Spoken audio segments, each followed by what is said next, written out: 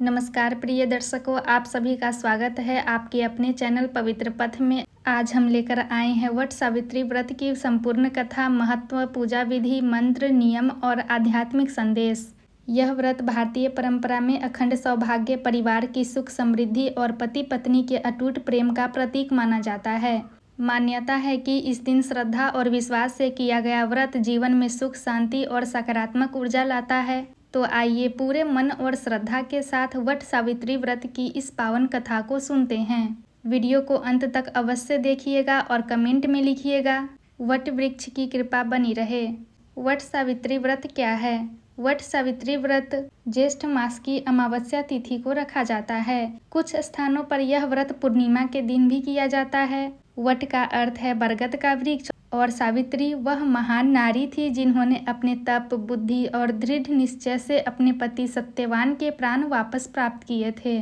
बरगद का वृक्ष दीर्घायु, स्थिरता और जीवन शक्ति का प्रतीक माना जाता है। इस व्रत में महिलाएं वट वृक्ष की पूजा करती हैं, उसके चारों ओर धागा बांधती है और परिवार के सुख की कामना करती है। लेकिन इस व्रत का असली संदेश केवल एक रस्म नहीं है। यह व्रत हमें सिखाता है कि सच्चा प्रेम, विश्वास, धैर्य और समर्पण किसी भी कठिन परिस्थिति को बदल सकता है। वट वृक्ष का महत्व क्या है? बरगद का वृक्ष भारतीय संस्कृति में बहुत पवित्र माना गया है। यह वृक्ष वर्षों तक जीवित रहता है, इसकी जड़ें लगातार बढ़ती रहती है, इसीलिए इसे अमरता और स्थिर जीवन का प्रतीक कहा जाता है। कहा जाता है कि वट वृक्ष हमें यह संदेश देता है कि जीवन में चाहे कितनी भी कठिनाइयां आए, हमें मजबूत बने रहना चाहिए। बरगद की छाया शांति और सुरक्षा का अनुभव कराती है। पुराने समय में ऋषि मुनि इसी वृक्ष के नीचे बैठकर ध्यान किया करते थे। वट वृक्ष केवल एक पेड़ नहीं बल्कि धैर्य और जीवन शक्ति का प्रतीक है। सावित्री और सत्यवान की कथा प्रारंभ करते हैं। बहुत समय पहले मद्र देश में अश्वपति नाम के एक राजा रहते थे। राजा के पास सब कुछ था लेकिन संतान नहीं थी। उन्होंने वर्षों तक तप और प्रार्थना की। उनकी श्रद्धा से प्रसन्न होकर उन्हें एक कन्या प्राप्त हुई। उस कन्या का नाम रखा गया सावित्री। सावित्री बचपन से ही बहुत तेजस्वी, बुद्धिमान और शांत स्वभाव की थी। समय बीतता गया और जब विवाह योग्य आयु हुई तो राजा ने योग्य वर की खोज शुरू की। लेकिन सावित्री ने स्वयं अपने जीवन साथी को चुनने का निर्णय लिया। एक दिन वन में भ्रमण करते समय उन्होंने सत्यवान नाम के युवक को देखा। सत्यवान बहुत सरल, सत्यवादी और परिश्रमी थे। सावित्री ने मन ही मन उन्हें अपना पति स्वीकार कर लिया। जब राजा को यह बात पता चली तो उन्होंने ऋषियों से सत्यवान के बारे में जानकारी ली। तब ज्ञात हुआ कि सत्यवान बहुत गुणवान हैं, लेकिन उनकी आयु बहुत कम है। कहा गया कि विवाह के 1 वर्ष बाद ही सत्यवान की मृत्यु हो जाएगी। यह सुनकर राजा बहुत चिंतित हुए। उन्होंने सावित्री को समझाया कि वह किसी और को चुन ले, लेकिन सावित्री ने शांत स्वर में कहा, जिसे मैंने एक बार अपने मन से स्वीकार कर लिया उसे मैं कभी नहीं बदल सकती। सावित्री का दृढ़ निश्चय देखकर राजा मौन हो गए और फिर सावित्री का विवाह सत्यवान के साथ संपन्न हुआ। वन का जीवन और तपस्या के बारे में आप समझते हैं। विवाह के बाद सावित्री राजमहल छोड़कर वन में रहने लगी।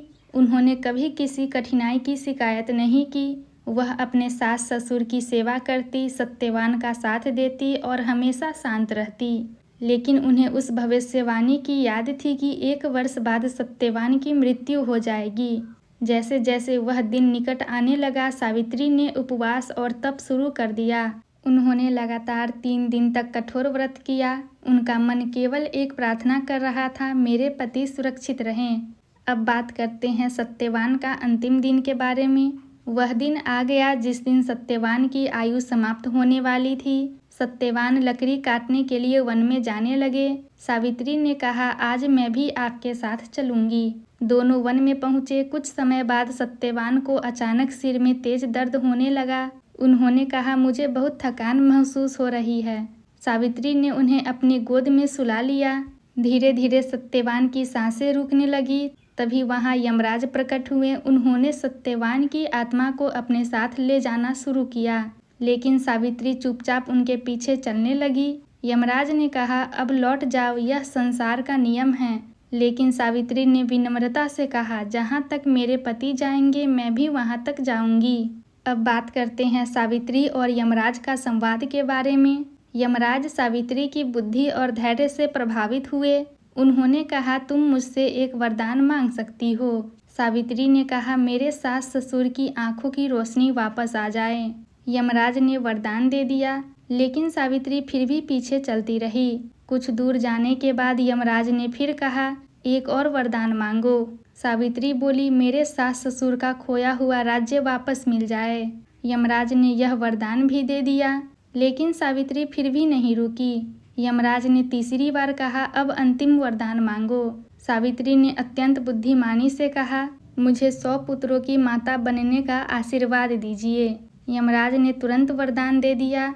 फिर अचानक उन्हें एहसास हुआ कि पति के बिना यह वरदान पूरा नहीं हो सकता। सावित्री की बुद्धिमानी और प्रेम से प्रसन्न होकर यमराज ने सत्यवान के प्राण वापस लौटा दिए। इस प्रकार सावित्री ने अपने धैर्य, तप और प्रेम से मृत्यु को भी पराजित कर दिया। कथा से मिलने वाली सीख है, वट सावित्री व्रत हमें कई महत्वपूर्ण बातें सिखाता है। पहली सीख, कठिन समय में धैर्य नहीं खोना चाहिए। दूसरी सीख, सच्चा प्रेम हमेशा निस्वार्थ होता है। तीसरी सीख, बुद्धि और विनम्रता सबसे बड़ी शक्ति होती है। सावित्री ने क्रोध या भय से नहीं, बल्कि धैर्य और बुद्धिमानी से स्थिति को बदला। यह कथा हमें यह भी सिखाती है कि विश्वास और सकारात्मक सोच जीवन में चमत्कार ला सकती है। अब बात करते हैं वट सावित्री व्रत की पूजा विधि के बारे में। सुबह जल्दी उठकर स्नान करें, स्वच्छ वस्त्र पहने, पूजा स्थान को साफ करें। एक थाली में रोली, अक्षत, दीपक, फूल, फल और धागा रखें। वट वृक्ष के पास जाकर जल अर्पित करें, फूल चढ़ाए, दीपक जलाए, फिर वट वृक्ष के चारों ओर कच्चा धागा लपेटते हुए परिक्रमा करें। पूजा के दौरान सावित्री और सत्यवान की कथा सुने या पढ़े। इसके बाद परिवार की सुख शांति के लिए प्रार्थना करें। व्रत के कुछ नियम हैं। व्रत के दौरान मन को शांत रखना चाहिए। क्रोध और नकारात्मक विचारों से दूर रहे। साफ सफाई और सादगी का ध्यान रखें। जरूरतमंद लोगों की सहायता करें, क्योंकि हर व्रत का सबसे बड़ा उद्देश्य मन की पवित्रता होती है। इसका आध्यात्मिक संदेश क्या है? वट सावित्री व्रत केवल एक परंपरा नहीं है, यह जीवन को समझने का मार्ग है। बरगद का वृक्ष हमें स्थिरता सिखाता है, सावित्री हमें धैर्य सिखाती है और सत्यवान हमें सच्चाई का महत्व बताते हैं। जब जीवन में कठिन समय आए तो घबराने के बजाय हिम्मत और विश्वास के साथ आगे बढ़ना चाहिए।